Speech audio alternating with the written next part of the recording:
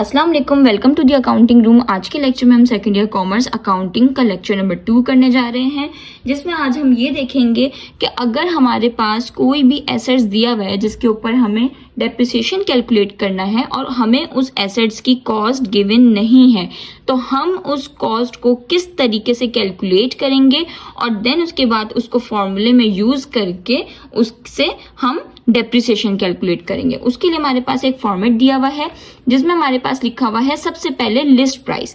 ठीक है, सबसे पहले हमारे पास क्या लिखा हुआ है, लिस्ट प्राइस दिया हुआ है। देन उसके बाद देखिए फॉर्मेट हमने बिल्कुल एज इट इज ऐसे ही लिखना है। ठीक है, अब हमारे पास लिस्ट प्राइस क्या होती है। लिस्ट प्राइस हमारे पास वो होती है कि जब भी हम कोई भी चीज अगर परचेज करने के लिए हम शॉप पर जाते हैं और उसके बाद हम शॉपकीपर से उसकी प्राइस पूछते हैं उस चीज की, या उस चीज का प्राइस टैग देखते हैं, तो वो जो हमारे पास जो इनिशियल प्राइस होती है, जो फर्स्ट टाइम हमें प्राइस पता चलती है किसी भी प्रोडक्ट की, वो हमारे पास क्या होती है, उसकी लिस्ट प्राइस होती है। ठीक है, यानी कि हमने किसी से पूछा कि ये सूट कितने का है, तो उसने दुकानदार ने हमें बताया कि ये सूट जो है वो 4000 का है, तो जो उसने 4000 बताया वो उसकी क्या हो जाएगी, लिस्ट प्राइस हो जाएगी। ठीक है, इसी तरीके से अगर हम किसी इलेक्ट्रॉनिक्स की शॉप पर जाते हैं और हम वहां पर जाकर उसका क्या कहते हैं, कोई मशीन हमें लेनी है, हम उसका जाके प्राइस टैग वगैरह देखते हैं, तो वो अगर 52,000 अगर किसी मशीन की जो कॉस्ट है वो 52,000 है, तो हमने जो उसका प्राइस टैग देखा उसमें जो 52,000 रुपीज लिखे हुए थे वो उसकी क्या हो जाएगी, लिस्ट प्राइस हो जाएगी। ठीक है, हमारे पास लिस्ट प्राइस क्या हो गई, हमने ये देख लिया। अब उसके बाद हम उसमें से लेस करते हैं, क्या लेस करते हैं, ट्रेड डिस्काउंट लेस करते हैं। ट्रेड डिस्काउंट हमारे पास क्या होता है, ट्रेड डिस्काउंट हमारे पास एक ऐसा डिस्काउंट होता है जो कि हम शॉपकीपर से हम बार्गेनिंग करके उसमें कॉस्ट में डिस्काउंट करवाते हैं। यानी कि अगर मुझे कोई सूट पसंद आया और मैं मॉल गई हूँ और वो 4000 का है, अब मैं उससे बोलूंगी कि भाई कितने कम हो सकते हैं, या इस कितना डिस्काउंट, इसके ऊपर कोई डिस्काउंट वगैरह है, तो वो मुझे बोलेगा कि ठीक है बाजी ये 4000 का है लेकिन मैं 3500 का कर दूंगा। तो जो उसने 500 जो उसने लेस किए हैं वो हमारे पास क्या हो जाएगा, ट्रेड डिस्काउंट हो जाएगा। यानी कि अगर आपने किसी शॉपकीपर से किसी भी प्रोडक्ट की प्राइस पूछी और जो प्राइस आपको इनिशियल यानी कि फर्स्ट टाइम आपको जो प्राइस शॉपकीपर ने बताई आपको, वो आपकी लिस्ट प्राइस हो जाती है, और उसके बाद आप उसमें से बार्गेनिंग करा के उसमें से आप कॉस्ट थोड़ी सी उसकी कम करवाते हो, डिस्काउंट करवाते हो, तो वो आपका क्या हो जाता है, ट्रेड डिस्काउंट हो जाता है। तो हमेशा लिस्ट प्राइस में से जो लिस्ट प्राइस होगी उसमें से ट्रेड डिस्काउंट लेस करते हैं, तो हमारे पास क्या आता है, हमारे पास इनवॉइस प्राइस आती है।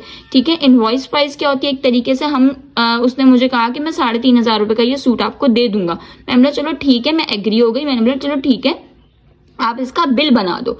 ठीक है, बिल हम नॉर्मल लाइफ में यूज करते हैं बिल का वर्ड, वरना हम लोग जो अकाउंटिंग में जो यूज करते हैं वो हम क्या करते हैं, इनवॉइस प्राइस यूज करते हैं। इनवॉइस प्राइस यानी कि बायर जो खरीद रहा है और सेलर वो जो बेच रहा है, दोनों एक प्राइस पर आगे एग्री हो जाते हैं, तो वो प्राइस हमारी कौन सी प्राइस होती है, इनवॉइस प्राइस होती है।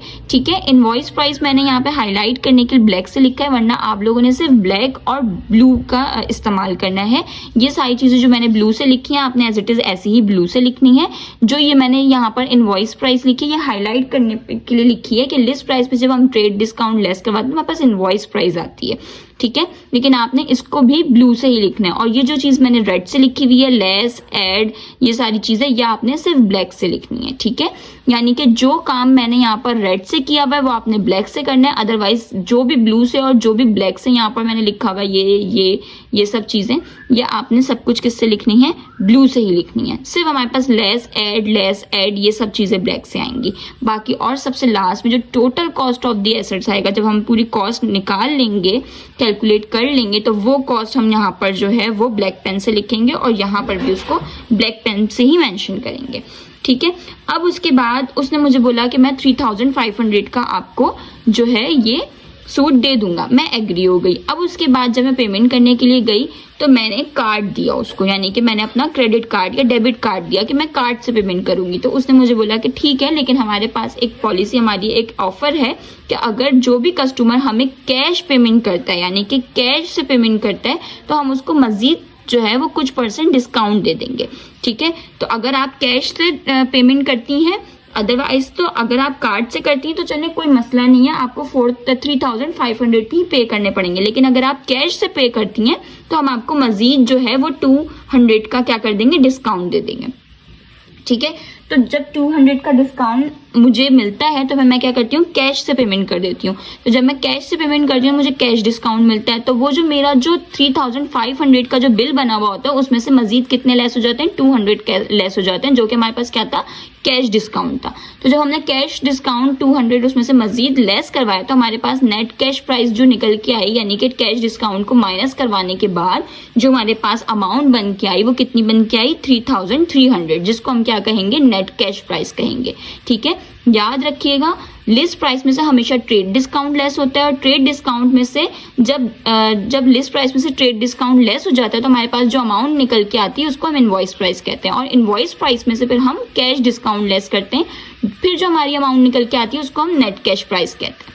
ठीक है, अब उसके बाद हम क्या करेंगे, अब कोई भी चीज़ अगर हम जाकर लेते हैं, कोई भी चीज़ हम परचेज करते हैं पाकिस्तान में या किसी भी कंट्री में, तो उस पर हमारे पास सेल्स टैक्स होता है जो कि गवर्नमेंट की तरफ से अप्लाई हुआ होता है। ठीक है, तो वो तो हमें देना ही देना होता है। अब किसी अगर जैसे कि आप कोई कोल्ड ड्रिंक वगैरह लेने जाते हैं वो 50 रुपीज़ की है, लेकिन अगर आप उसको देखें तो उस पर लिखा हुआ होगा कि रिटेलिंग उसकी जो है वो 42 रुपीज़ की, यानी कि उसकी जो कॉस्ट है उस प्रोडक्ट की वो 42 रुपीज़ है, लेकिन 8 रुपीज़ उसमें ऐड हो रहे हैं, प्लस हो रहे हैं सेल्स टैक्स के। तो हमें कितने पे करने पड़ेंगे, हमें शॉपकीपर को 50 रुपीज़ पे करने पड़ेंगे। तो हम जब भी कोई चीज़ हम परचेज करते हैं तो हमें उस पर सेल्स टैक्स देना होता है। अब मैंने सूट परचेज किया, अब उसमें सेल्स टैक्स था। ठीक है, अब उसने बोला आपको सेल्स टैक्स भी पे करना है, तो सेल्स टैक्स मिला के आपका जो आ रहा है वो 100 रुपीज़ जो है वो सेल्स टैक्स है। तो हमने सेल्स टैक्स जब ऐड करेंगे नेट कैश प्राइस में तो हमारी फिर जो अमाउंट बन के आएगी उसको हम क्या कहेंगे, net cash price after sales tax, जो कि कितनी आएगी, 3,300 में जब हमने सेल्स टैक्स 100 रुपीज़ का ऐड करवाया तो हमारे पास उसकी अमाउंट कितनी निकल के आ जाएगी, 3,400। ठीक है, यहां तक तो हमारे पास ये सारी चीजें हमने समझनी। अब उसके बाद हम एडिशनल चीजें, हमारे पास कुछ एडिशनल कुछ चीजें होती हैं जो कि हम कॉस्ट में ऐड करते हैं। फॉर एग्जाम्पल, अगर मुझे कोई बाहर से मशीन परचेज करनी है, चाइना से मुझे या फिर कहीं से भी अमेरिका से मुझे कोई मशीन परचेज करनी है, तो मैं वहां से मशीन परचेज करती हूँ। मैंने यहाँ से मशीन परचेज कर ली, अब तक जो मैंने list price, net cash price ये सब परचेज कर ली। ठीक है, उसके बाद अब चाइना से मुझे पाकिस्तान लेकर आना है, तो जाहिर सी बात है कि उस पर भी कुछ मजीद चार्जेस लगेंगे। क्या चार्जेस लगेंगे, ट्रांसपोर्टेशन, यानी कि चाइना से मैं उसको पोर्ट तक के, चाइना पोर्ट तक के, यानी कि चाइना में मैंने जिस शॉप से लिया है वहां से लेकर, शॉप से लेकर मैं उसको, जैसे कि हम कहीं इंपोर्ट एक्सपोर्ट करवाते हैं DHL के थ्रू या फिर लेपर्ड के थ्रू, तो हम जब इस तरीके से करवाते हैं तो वहाँ के ऑफिस तक के जो हमें अपनी प्रोडक्ट को पहुँचाना होता है वो हमारे पास ट्रांसपोर्टेशन होती है। यानी कि मैंने शॉप से चाइना पोर्ट तक के जो अपनी प्रोडक्ट को पहुँचाया है उसमें जो मेरा किराया लगा, जो ट्रांसपोर्टेशन लगी है, मैंने उसको ऐड कर लिया। उसके बाद मेरे पास आता है इम्पोर्ट ड्यूटी। अगर मैं कोई चीज़ अपने मुल्क में मंगवा रही हूँ, तो इम्पोर्ट करवा रही हूँ, तो मुझे जाहिर सी बात है उसके ऊपर इम्पोर्ट ड्यूटी देनी पड़ेगी, यानी कि उसको इंपोर्ट कराने के कुछ चार्जेस, कुछ फीस हमें पे करनी पड़ेगी जो कि गवर्नमेंट की तरफ से होती है, तो मैं वो भी ऐड कर दूंगी। देन उसके बाद मेरे पास वो भी कॉस्ट में ऐड होगी ना, क्योंकि वो तो मुझ तक पहुंचने के लिए, मेरी प्रोडक्ट मुझ तक पहुंचने के लिए ये भी तो छोटे छोटे खर्चे आ रहे हैं ना, तो ये कहाँ जाएगा, ये कॉस्ट में ही ऐड होगा। ठीक है, तो उसके बाद पे कस्टम ड्यूटी। कस्टम ड्यूटी हमारे पास वो होती है कि जब हम जब इंपोर्ट करवाते हैं तो फिर हमारे पास कस्टम ड्यूटी ये होती है कि आपका सामान चेक किया जाता है कि कोई इलीगल प्रोडक्ट तो नहीं है, कोई ऐसी प्रोडक्ट तो नहीं है जो हमारे मुल्क में मना हो, इलीगल हो और आपने वो मंगवा ली हो, तो वो जो चेकिंग होती है वो कहते हैं कस्टम ड्यूटी। उसके भी कुछ चार्जेस होते हैं, हमने वो भी पे करने जो कि गवर्नमेंट की तरफ से। उसके बाद हमारे पास इंश्योरेंस इन ट्रांजिट। इंश्योरेंस हमें पता है, इन ट्रांजिट का मतलब होता है सफर के दौरान, यानी दौरान सफर। ठीक है, अगर मैं चाइना पोर्ट से अपना कराची पोर्ट तक के जो है या फिर बिन कासिम पोर्ट तक के, कोई भी पोर्ट हमारा पाकिस्तान का रख लें, वहां तक के अगर मैं अपनी चीज अपना मंगवाती हूँ तो मुझे इंश्योरेंस करानी होती है कि अगर मैं बहुत हैवी मशीन मंगवा रही हूँ तो मैं शिप के थ्रू मंगवाऊंगी, बाय सी मंगवाऊंगी, समंदर के जरिए मंगवाऊंगी। तो समंदर में अगर मैं इंश्योरेंस करवाऊंगी कि अगर मेरा चाइना पोर्ट से कराची पोर्ट तक के जो मेरी प्रोडक्ट है उसको पहुंचने में कोई भी नुकसान होता है, चाहे लोडिंग में हो, आप लोड करते हुए कोई चीज़ मेरी टूट जाए मशीन की, या क्या कहते हैं नागहानी आफत की वजह से अगर समंदर के कुछ हालात सही नहीं हुए, कुछ सामान गिर गया, कुछ डूब गया, कुछ इस तरीके का कोई भी मसला दौरान सफ़र में हुआ, तो उसकी मैं इंश्योरेंस करवाती हूँ, जिसका नुकसान मुझे कौन पे करेगा? इंश्योरेंस कंपनी पे करेगी। ठीक है। अब तो हमारे पास जो है, जो शिप में जो आदमी होता है, जो पर्सन होता है, जो शिपर होता है, वो आपका सामान भी लोड नहीं करता। वो इसलिए लोड नहीं करता कि अगर जब तक आपने अपनी प्रोडक्ट की इंश्योरेंस नहीं कराई होगी, वो आपका सामान लोड नहीं करेगा। ठीक है। उसके बाद जाहिर सी बात है, अब जब हमारे पास हमारे कराची पोर्ट पे आ गया, तो शिप से उतरवा के उसको गाड़ी में पहुंचवाना, उसको रखवाना एहतियात से, तो कुछ मुझे लेबर्स चाहिए होंगे, मजदूर चाहिए होंगे, तो वो मेरी प्रोडक्ट को जो है वो घर तक के मुझे लाकर देंगे, मजदूर उसको चढ़ाएंगे, उसको रखेंगे, तो मुझ तक पहुंचाने के वो कुछ मजदूर कुछ काम करेंगे, यानी कि कुछ लोडिंग वगैरह करेंगे गाड़ी वगैरह में, जो कराची पोर्ट से मेरे घर तक के आएगी या मेरे फैक्ट्री तक के आएगी।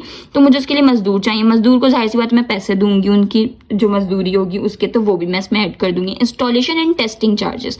इंस्टॉलेशन यानी कि जो भी चीज़ मैंने मंगवाई है उसके अगर मुझे नहीं आता, उसकी फिक्सिंग नहीं आती मुझे, तो मैं, अगर मुझे उसको चलाना नहीं आता, उसको फिक्स करना नहीं आता, तो जाहिर सी बात है मैं उसको फिक्स भी करवाऊंगी, इंस्टॉल भी करवाऊंगी। यानी कि जैसे कि अगर मैंने कोई फिल्टर मंगवाया, फिल्टर मुझे फिक्स करना नहीं आता, तो मैं उसके लिए एक बंदा बुलवाऊंगी जो मुझे फिक्स करके देगा और उसको मुझे चला के भी दिखाएगा, यानी कि चलाना भी सिखाएगा, यानी कि इंस्टॉलेशन भी करके देगा और टेस्ट भी करके दिखाएगा कि आपकी मशीन जो है वो सही चल रही है।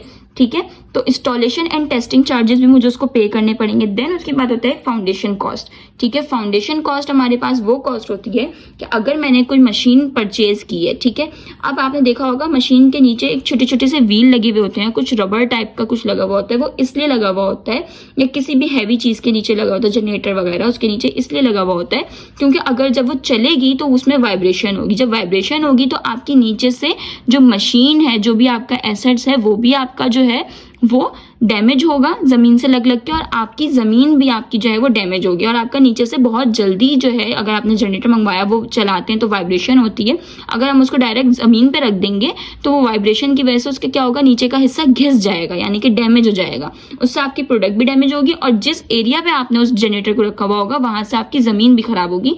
तो कुछ फाउंडेशन होती है, यानी कि फाउंडेशन यानी कि एक ऊंचा सा चबूतरा, यानी कि एक ऊंचा सा फर्श बनवाना होता है, या फिर आप मशीन वगैरह के लिए, या फिर अगर आप जनरेटर ले रहे हैं तो उसके नीचे रबड़ लगवानी होती है या व्हील्स वगैरह कुछ लगवाने होते हैं, तो वो सारी चीजें क्या होती है, फाउंडेशन कॉस्ट होती है, तो वो भी हम इसमें ऐड करवाएंगे। ये सारी कॉस्ट हमारे पास ऐड करवाने के बाद जो टोटल, इन सब का जो टोटल होगा एडिशनल कॉस्ट का, इन सारी कॉस्ट का जो टोटल होगा उसको हम क्या कहेंगे, टोटल एडिशनल कॉस्ट, क्योंकि हम क्या करते हैं, ऐड कर देते हैं एडिशनल कॉस्ट को।